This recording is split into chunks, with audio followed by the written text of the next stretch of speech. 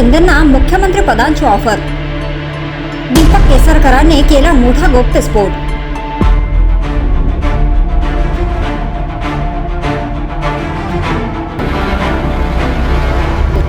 जून 2022 मध्ये एकनाथ शिंदे यांनी मोठा निर्णय घेत शिवसेनामधून बाहेर पडण्याचा निर्णय घेतला होता. शिंदे यांच्या निर्णयामुळे तेव्हा राज्यात अस्तित्वात असणारी महाविकास आघाडी सरकार अल्पमतात आल्याने उद्धव ठाकरे यांना मुख्यमंत्री पदाचा राजीनामा द्यावा लागला होता.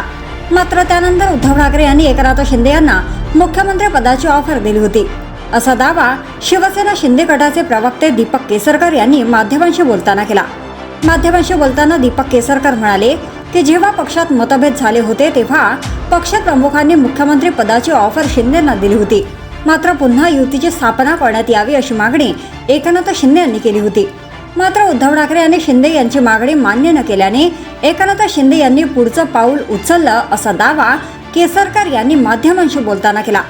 पुढे बोलताना केसरकर म्हणाले की तेव्हा एकनाथ शिंदे यांच्या डोळ्यात पाणी होतं, ते खूप भावनाप्रधान होते. कोणी असं म्हणण्याचं कारण नाही की एवढा मोठा मनुष्य एवढ्या पदासाठी एवढा मोठा निर्णय घेऊ शकतो. जेव्हा उद्धव ठाकरे यांनी एकनाथ शिंदे यांना मुख्यमंत्री पदाची ऑफर दिली तेव्हा ते म्हणाले की तुम्हीच मुख्यमंत्री राहा, पण ज्या विचारधारणेसाठी महाराष्ट्रातील जनतेनं आपल्याला निवडून दिलं आहे त्या जनतेच्या मताचा आदर करा. तुम्ही पुन्हा एकदा महाराष्ट्रामध्ये युतीची स्थापना करा. आणि याला जेव्हा उद्धव ठाकरे यांनी नकार दिला तेव्हा पुढचं पाऊल उचललं गेला, असा दावा दीपक केसरकर यांनी माध्यमांशी बोलताना केला. तसंच त्यांनी यावेळी वक्फ बोर्डावरून उद्धव ठाकरे यांच्यावर हल्लाबोल करत जोरदार टीका केली आहे. यावेळी केसरकर म्हणाले की आमची भूमिका स्पष्ट आहे, आम्ही कोणत्याही धर्मात भेदभाव करत नाही. मोठी मालमत्ता असते तेव्हा त्यांचे परफेक्ट मॅनेजमेंट झालं पाहिजे.